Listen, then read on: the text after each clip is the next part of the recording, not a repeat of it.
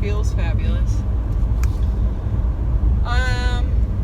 So day 2 in Alaska, we woke up, loaded our units up, got everything ready. Of course, we had to go, took longer than planned, as do most things, just because we needed to service vans, we needed to rack bikes, get everything packed up, get everything ready, and then Operation Moose Hunt, as the name of our crew here, that's the name of our journey. We went to a local cafe, got some food, and we just sat for like 3 hours and planned out this journey. Decided, Backroads gave us 9 days to do it, but they had it scheduled to come in on a Friday. So we contacted some people and they were like, yeah, if you want to come in Sunday, make it an 11-day trip, go for it. We're only budgeted for 9, but since we're staying in leader houses for like 4 of the nights, like it's going to be no problem. So that's awesome. So we made our whole plan, feeling psyched about it. Right away I knew, we had a good team. The 4 of us were all on the same page about what we wanted to do. And I mean, for the most part, we all worked it out, and we're all first-year leaders. I am the oldest in the group, which is kind of fun. I'm always with old people. Like, all my friends, they're way the heck older than me. I feel like I'm always the baby. But it's so fun being with younger people in their 20s. Like, I feel like I can be silly. We're just laughing. Like, we have our walkie-talkies, and I don't know, any moment we're together, we're laughing, we're throwing a frisbee. And you know what else? Like, Disney. Nowhere else can you chill with adults and just all get in a van and play Disney music and all just sing along, and no one even giggles. It's just natural. Of course, if Disney songs are on, we're all going to sing along. Okay, thank you, Backroads leaders. I appreciate that about you. So anyway, maybe it's since I'm the oldest in my family and I've always grown up, I've always preferred being with young people. Not preferred, I shouldn't say that. I love all you old people, old friends in my life, but there's just an inner silliness that I have that when I'm around Backroads people, I feel like I'm allowed to totally be myself and allowed to be silly. Actually, that's what they told me in training. They said to me in training, basically, más o menos, Kayla, you need to be more fun. I was like, damn. No one has ever told me that. But you know what? At first I was really offended by that. Then I was like, most of my life I feel like I've been told you got to be more mature, or I am kind of a naturally more mature person. And I thought, you know what? That's the best advice anyone's ever told you. And it came from the company that I'm now working for. How badass is that? Sorry, I wasn't going to cuss on this tape, but it came out a little bit. So that's pretty great. I'm having a great time. Thanks for the feedback that I needed to be more fun. I think I'm fully embracing that. So, so the day we're supposed to leave. Oh, no, one more thing. So, final night, we're all done working. Our vans didn't get serviced all the way, so we have to wait till the day we're supposed to leave to pick those up. But we decided to take a bike ride. There's a coastal bike ride from Anchorage to another park. It's 10 miles down, 10 miles back to Anchorage. Beautiful bike ride along the coast, more mountains. You see the skyline of Anchorage. It's a little skyline, but it's a skyline. Probably really big for Alaska. So beautiful, and so many people were out. You knew everyone was just enjoying the weather, even though it was cold. I was wearing a long sleeve shirt, and my face did this a little bit. It was cold. It was really cold, but I enjoyed it nonetheless, and embraced the really fresh air. Tried to embrace it. There were times I wish I was wearing more clothes, but it's okay. So we did that for one last little taste of Anchorage before we left. And so day 3, which I'm going to now start calling day 1, because that's how we're day 1 of the journey. Okay, so my day 3 in Alaska, day 1 of the journey. We don't get on the road till 3 o'clock. I'm not even going to tell you about that morning. But again, I'm thankful for 3 awesome co-leaders on this journey, because again, we had some laughs, we had some funny moments, but we got on the road at 3 a.m. and our goal was to go about 8.5 hours that day, and we decided, you know what, we're gonna stick to that goal. Like, we're gonna get to Discovery Yukon Lodge in like the Yukon province of Canada. So we do it. But let me tell you about this drive, because this drive was magical, mystical. Like, I can't even explain. Like, we're going through Alaska, and the roads we were driving on were just like, you can see the roads like weaving in and out of the mountains to your left, to your right, in front of you. It's just like these snow-covered mountains, and at the top it's kind of got this like mystic look through the clouds. It just felt unreal. I kept thinking about, like, I told my co-leaders this too, like, I felt like it looked like Narnia to me, like the White Witch, or, you know, Aslan was gonna pop out anywhere. It was just like, I wish I had a better range of vocabulary, because I can't even find the right words to describe how beautiful it was. And so we're on these drive, and I mean, Alaska knows it's a beautiful drive because they have all these turnouts, and there's nothing at these turnouts except, you know, a place to park and look. And so we turned out a few times just to like take pictures, and just to be like, just to kind of yell, like raise our arms up and be like, look at where we are right now, guys. This is awesome. And we're getting paid to do this, which sounds shitty. Like, oh, you see on your schedule, you have to drive from Alaska to Salt Lake City rather than like go on a trip. And you're like, kind of like, what? That sucks. And you tell people, and they're kind of like, oh, man, well, you're a first year. You got the bottom of the barrel. But let me tell you, day 3, I feel like I would request this every single year, because it is so pretty. It is so cool, and we're having so much fun. Let me get back to day 1. I'm getting off track. So, beautiful drive. We have to stop once. There's construction going on, so lady tells us it's going to be about a 15-minute stop. So we all just put our cars in park, get out of Frisbee, and we're just playing Frisbee in the middle of nowhere in Alaska. No service on our phones, no nothing. Beautiful mountains all around us, and we're playing Frisbee like it's nothing, except for the fact that my hands were freezing and I could have used some gloves, and that Frisbee nicked me a couple times. That made me think of my soccer days playing soccer in Iowa, freezing. Nothing hurts more than that. But anyway, just like so much joy. I had so much joy all that day. So sun starts going down, but we're determined to keep going. We get dinner at about 10:30 in Tok, Alaska, at the only place that was still open, tiny little town. We eat at, it was called Fast Eddie's. I mean, just this big diner, traditional redneck, for lack of a better term. Our waitress was wearing a purple shirt, and she had purple eyeshadow on, and a big floofy ponytail, and it was great. So got our food, went to the gas station to go get gas, go get coffee, because we still had a ways to go, about 3 to 4 hours left at this point. It's 10:30. Well, of course, the gas station was closed. We couldn't get coffee, so instead we just ran a couple circles around the gas station, did a few jumping jacks, you know, threw the Frisbee some more, got our blood flowing, you know.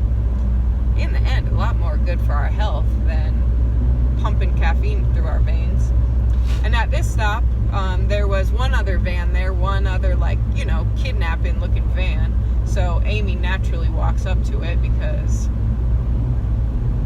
I don't know why Amy would naturally walk up to it, but she does. Well, anyway, these people are from Germany, and they had remodeled this bus. You know, that's what everyone does now. If you're a proper hippie, you have a remodeled bus or van. That was a shout out to Diane Harris, my best friend in Michigan, because she also is doing that, proper hippie herself. And they have this van, and it's got, you know, the bed inside. outside, the shelving, the kitchen. But it's just a van. It's not a bus, so it's little. But so there's 3 of them. They actually sent it over on a ship from Germany. And now they're in Alaska. So that takes a long time. Those people really wanted to go to Alaska, let me tell you, in their van. And they were telling us a story, and Amy and Natalie had heard it because they've been leading in Alaska all summer, so they know these things. They got the KOA on Alaska, but these people told us we just came from Chicken. I was like, you just came from Chicken? I don't know what that means.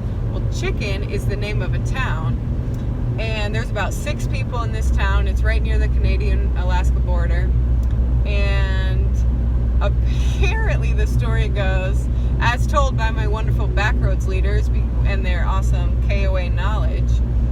Well, KOA stands for knowledge, kind of redundant. I'm just saying that for those of you who aren't on the backroads language list of 400 synonyms.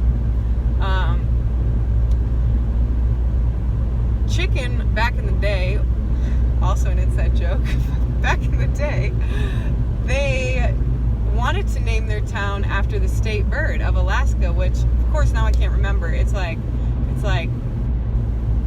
tomahawk. It's something that starts with a T. I'll have to get back to you on that. Hang on, let me ask. Hey, my mind is wandering. I'm feeling curious, and I can't remember the name of the state bird of Alaska that starts with a P and a T. What is it?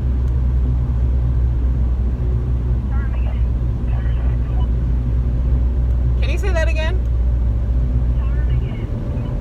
Ah, thanks. 10-4. That's where my mind's at right now. Tom again.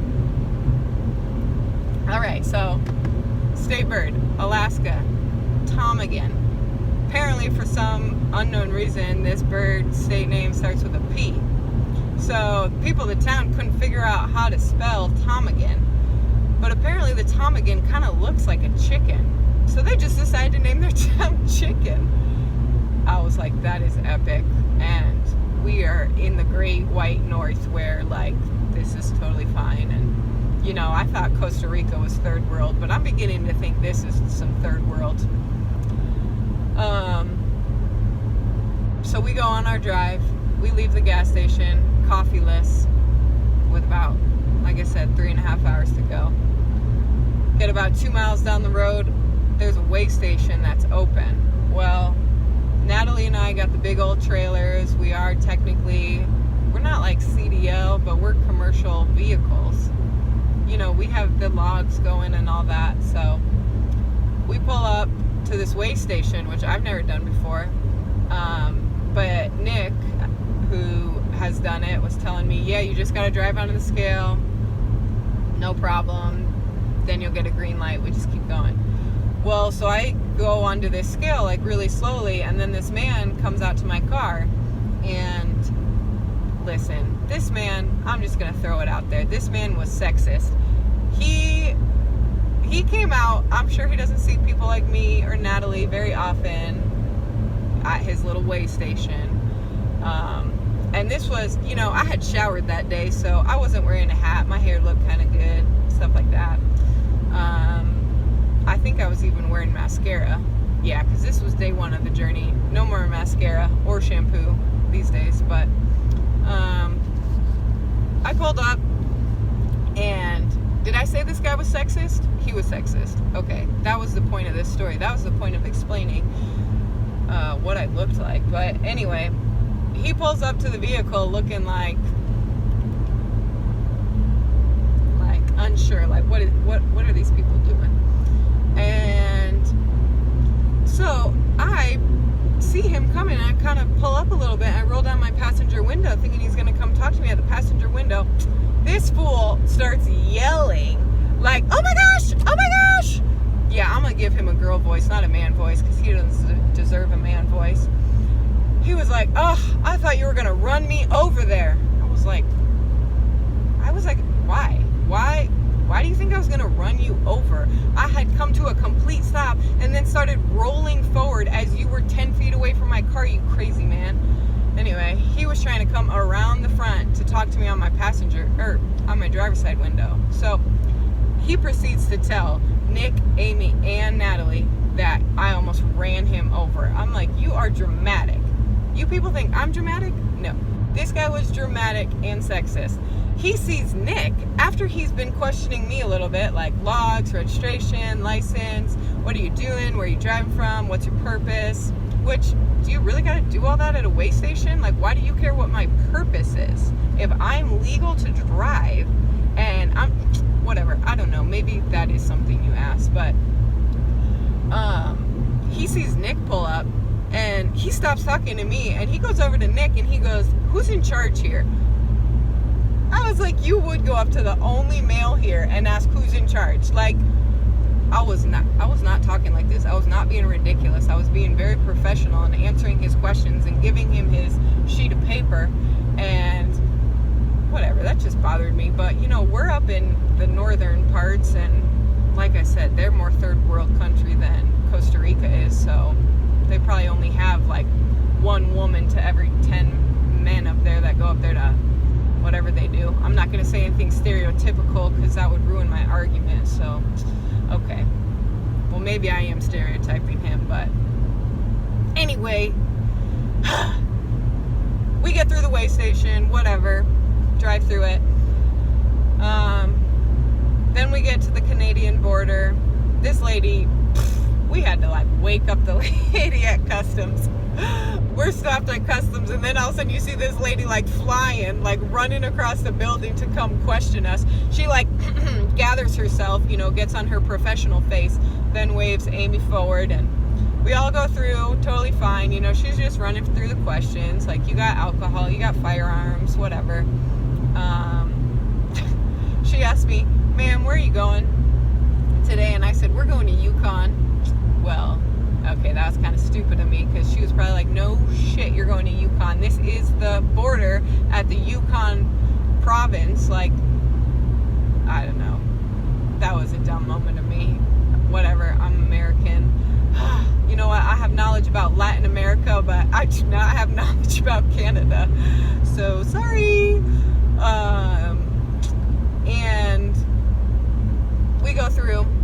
We're going to Discovery Yukon Lodge. I don't know where that is. I know it's a little bit past Beaver Creek, so I tell her that. And we still got a long way to go.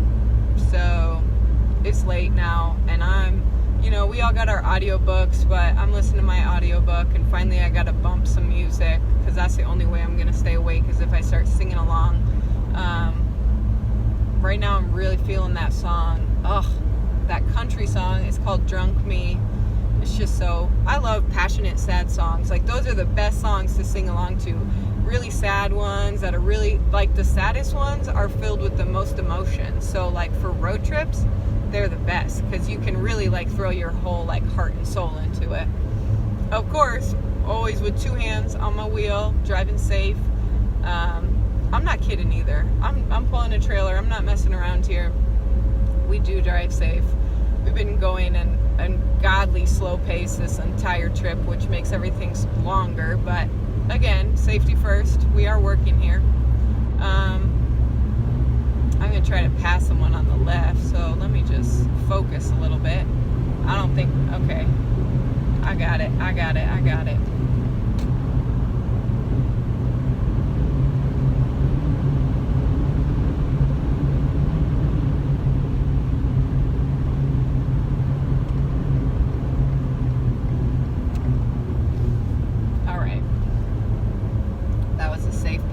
Safe and legal. I even stopped talking for it. Driving to Yukon, and the moon starts to come out through the clouds, and the moon comes out, and it just like changes the drive, because it was pitch black before that.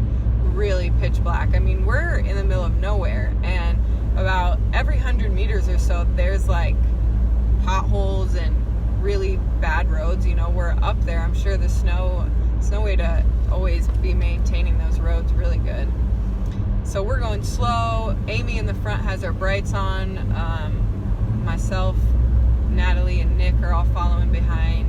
and finally, like, the moon starts coming out, and the moon is big and bright. It's not a full moon, it's about 3/4 of a way full, and it just like lights up everything. And it had been so dark, it's like, I forgot we're driving through mountains, and the snow starts glistening on the top of the mountains, and there's like, the big tall pine trees everywhere. And so depending on which way we were like twisting and turning, you would see the moon like flashing through the pine trees. It was so pretty. And if anything, like, that helped keep me awake too, because like, yeah, ideally we wouldn't have been driving in the dark, but it ended up being so pretty and beautiful. And just with when you could see like the top of the mountains, like, you couldn't see the bottom, but you could see the top because they had the white snow, and it was reflecting off the moon, and it was just gorgeous and so pretty and full of life. And I gotta tell you this one more story before I finish day one. Earlier, when we were driving through these beautiful mountain passes, like, literally we're right on the side of the mountain. We circle this. That's the cool thing. You go around every corner, and all of a sudden you're like, bam, there's another freaking fantastic view, and I don't even know what to do with myself because it's so pretty, and I just want to like absorb it all. And you feel like there's not enough time to absorb it all, and before you even have absorbed like one mountain's beauty, you turn another corner and there's something other spectacular, and it's like, oh man, so pretty. So glad I'm getting these memories. This is definitely a drive I'll always remember. But we turn this one corner, and there's just this huge glacier, like, huge beautiful mountain pass, and right in between it's just like a glacier coming through, and you can see all the cracks and crevices in this glacier. So pretty. You can see the blue color at the end, and I'm just like blown away. And as I'm like driving by looking at this glacier, you can see kind of like a separation in these mountains. Like, you can see the mountains like bottom to top. Like, that's where we are. It's just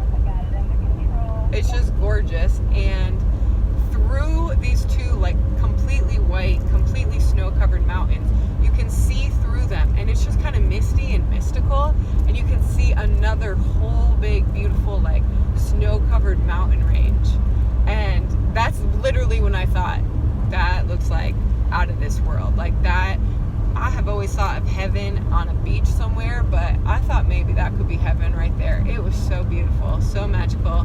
Or maybe like Narnia again. I'm always thinking of like, if anything's out of this world, since I was a little kid reading those books, it's like, okay, that is the gateway to Narnia right there. Like, if you walk through there, you are finding the White Witch on the other side.